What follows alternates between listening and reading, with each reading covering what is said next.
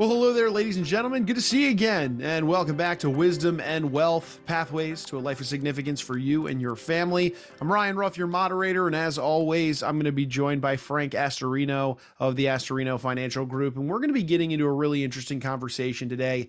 You know, for many of you that tune into this show and listen to these conversations that Frank and I have, or whether we bring on one of our esteemed guests, really, we're always diving into these different wealth management strategies or solutions and looking at some of the finite challenges that a lot of successful families or business owners face in their day-to-day lives. But really what we thought was we should take a step back for a moment and take a look at wealth management as a whole. You know, what is wealth management really? You know, sure, while there are many strategies and solutions on an intricate level regarding different avenues of wealth management, there's a very important part of understanding what wealth management really is, kind of from a 10,000 foot view perspective, if you will. So today, what we thought was we take a look at how the industry really views wealth management and what wealth management really is in the first place. So with that, let's go ahead and bring Frank on before we dive into things. Frank, it's good to see you today. How you doing, sir? Great to see you, Ryan, and Happy New Year to everyone out there. Yeah. Happy New Year, indeed, everybody. Good to be back. After some holiday time, sit down to record today's episode. And Frank, we're talking about the industry's perspective today on wealth management as a whole.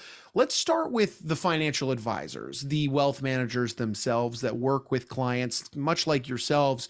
Talk to me about the different types of advisors that exist, because there certainly isn't one. Talk to me about the different wealth managers that a lot of folks can encounter when walking this road of wealth management. Sure, that's a good place to start because we can get into the definition of wealth management, but you have to know who's servicing the wealth management industry. And if you're to picture it as in our description, a pyramid, you start out with single investment advisors. They have a little bit of limited confidence. Their results may be in a certain specific area, whether they came from the insurance industry or the investment side of the aisle. And then there's the financial advisor. As you move up the pyramid, there's limited number of financial advisors out there that are goals bound and have a little bit more confidence. They're not quite at the level of wealth manager yet. And let's talk about what a wealth manager is. Wealth manager is someone who has quiet confidence, has a wide range of results that they can bring to the table. And they're very extensive on the goals and on the human element of building a rapport with a client. And then you get the really the top tier management where there's a high level of confidence because of either designations, experience, or a combination of the two. You're basically the family office leader or the chair of the client's wealth in entirety. Now, with that said, there's four different outcomes that we see with advisors. There's those who disappoint, maybe because they don't have the experience and the breadth of knowledge that more affluent and high net worth people need and want. There's those that delight. So as you go up the pyramid, you may get a little bit more satisfaction, you have a little bit more rapport. And then there's those who deliver, but going beyond delivering is that delight. And then there's those that defend. At the top of the pyramid, there are advisors that are truly an advocate for you, and they're not being led by product or by something that their company is promoting. They're really putting the client on the center stage. Sure. So in looking at kind of these four results really of the experiences that clients can receive when working with different wealth managers, obviously, you just saw there on the screen, folks, with the pyramid that we just showed, there are there's multiple levels of service you can receive, and of course that service will lend its way as to whether or not you, your family, your business can achieve the financial goals that matter most to you. But Frank, you and I have had conversations on this show about this idea of kind of your optimal financial world, is as we've referred to it in the past. We're going to bring up a graphic, but I'd love for you to kind of walk us through what that means and where somebody would find themselves at the intersection of that. Sure. The way the diagram, the Venn diagram is shown here is that the optimal financial world is combining the human element, which is really critical, getting very personal and getting into the depth of what a client's authentic profile is. And then combining that with a systematic process that's very methodical and it works. This has worked for decades. And you combine that with a cohesive team that is aligned with the client and the family household. And then you have like 9 drivers. Just to go through them quickly, there's the client-centered discovery meeting we have. There's coherent, connected communication. There's a deep, intimate relationship, followed by the cohesive team. We're using state-of-the-art capabilities, preferential arrangements for the client, whether it's virtual or in person, or maybe traveling cross country to meet with them. We have the best of the best contacts. So when we get into the relationship side, whether it's introducing attorneys, accountants, property and casualty professionals, and then we're continually trying to improve the process. The fact that we're having this podcast is a sign of the development and the progress that we've made in virtual communication. And we're always identifying opportunities as the world is changing, and even financial planning and investment management is changing. We are constantly looking for new opportunities and innovations. And we are always trying to address the failures, and success is built off of failures. So sometimes there's bugs in the system. I have at least 1 or 2 clients that are just not happy with the standard reporting that comes out of the computers, and we have to kind of look to perfect that so that we're not having any obstacle or negativity when it comes to giving them confidence in their wealth. So that's what that diagram is trying to depict. And Frank, as we look into this idea of wealth management kind of from that 10,000-foot view, I know there are a handful of different areas that reside within wealth management, especially as we've touched on in prior episodes on the show. There's the investment management side, there's tax planning, estate planning, so on and so forth. So when you and your team look at wealth management and what clients are truly interested in, I know you and your team utilize kind of a heat map service. Talk to me a little bit about this heat map idea and how it helps identify kind of the pressing topics that folks really want to talk about within wealth management. Yeah, I think this discovery is really key. Especially, I curate this research that was purchased by CEG Worldwide, Spectrum, and they've surveyed at least 1,300 high and ultra high net worth families and individuals. And what this depiction is showing is, what do the wealthy desire in the way of services? And you go across the gamut. Investment management is pretty much you know uh, a standard of what they expect. Tax planning, they're up to almost 90%. They expect some level of tax planning. 91% wants estate planning. 73.8% want wealth protection planning. And believe it or not, 87.3% of wealthy people are interested in charitable planning. Now, the services provided by the advisors, by the lower tier depiction here, you would think it's pretty aligned with what clients are looking for and prospects are looking for. The reality is the middle row, where what's actually being received. So 72% of people are getting the investment management that they think they're supposed to get, out of 92% demanding it. Tax planning is only 24.8%. And I think if we didn't have tax planning as part of our practice, there would be a certain level of wealth that we would not be able to retain. But we do a good job with that. In estate planning, you know, it's almost a fifth of what the individuals of high net worth are looking for, 22.4%.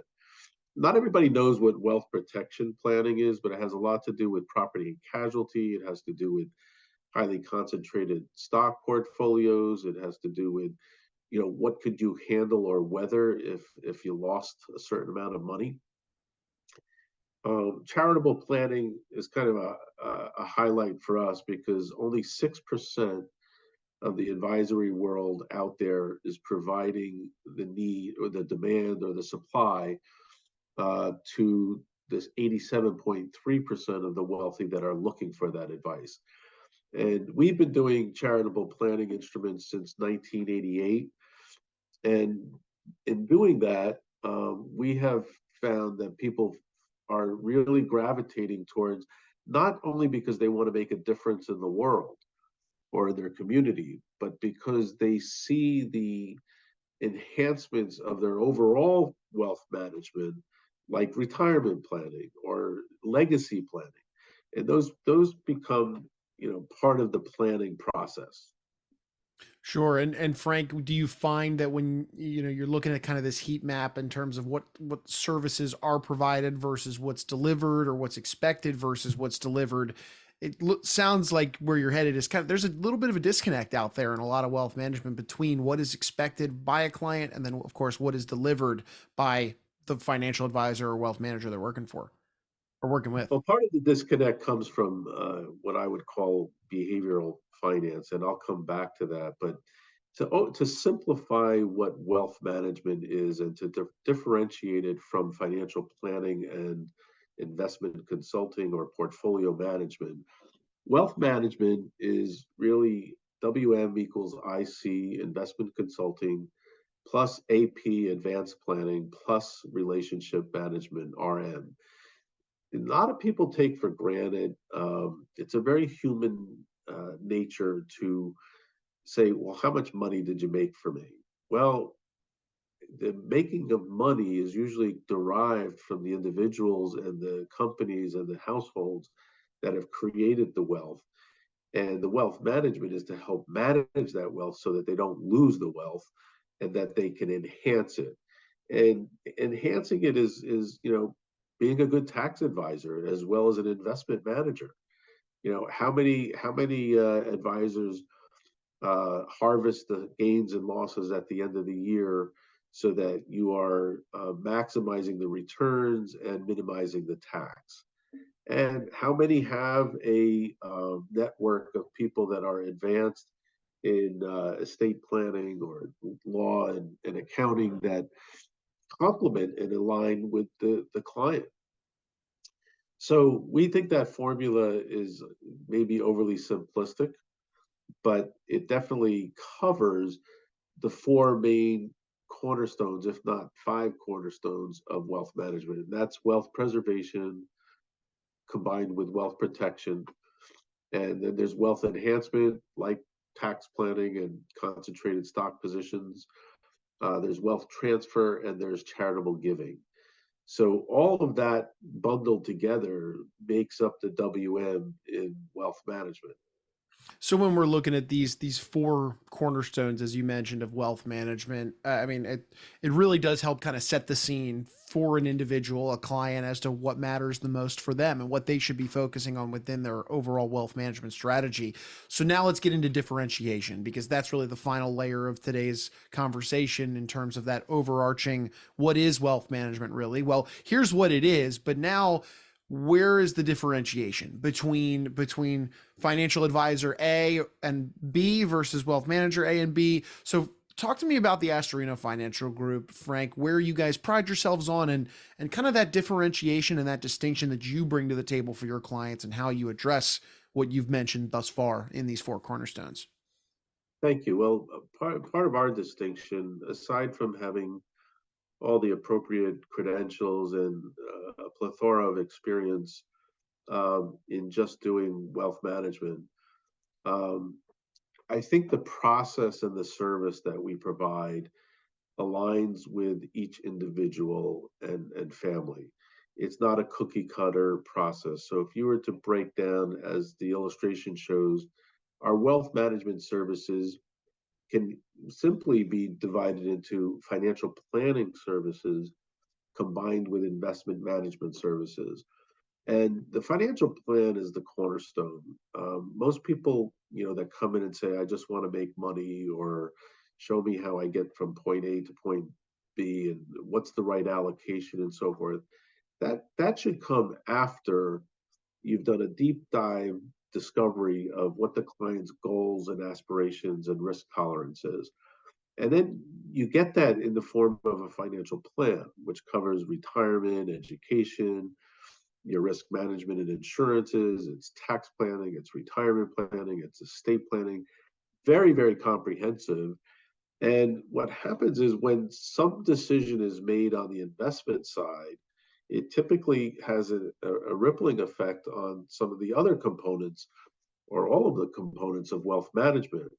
So when we bring in investment management, which we will get into further when we get to our next podcast, but the investment management is really where you align the tools and the vehicles and the type of management, whether it's a single money manager or a best of breed manager, or if it's a mutual fund, or if it's an ETF, or it's an annuity, all of that comes after we've done a really full profiling of what the risk and the return that is required for an investor and wealth management prospect.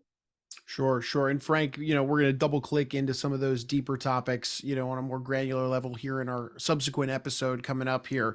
But Frank, I think we've thrown a lot of information at our audience in terms of understanding truly from that high level what wealth management is, what a wealth manager, an elite wealth manager should be providing to their clients, and the value they bring to the table. There's a lot there on the table. So Frank, if anybody out there is interested in learning more, maybe talking to you and your team at the Astorino Financial Group about how you differentiate yourselves further and work with your clients more granularly, what would be the best way somebody could reach out and open up a dialogue with you? I think the best place to start is if they want to do their homework and see a little bit about what we are all about, is they can go to our website, www.astorinofinancialgroup.com.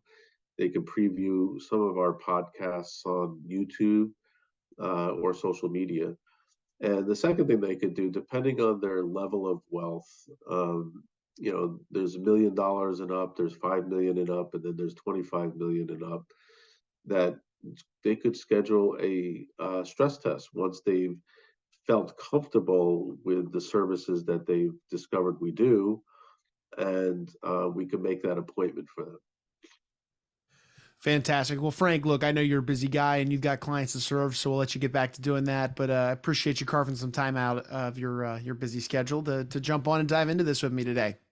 It's my pleasure, Ryan, and I hope everybody can take at least one item away that gives them a little bit of insight they didn't have before.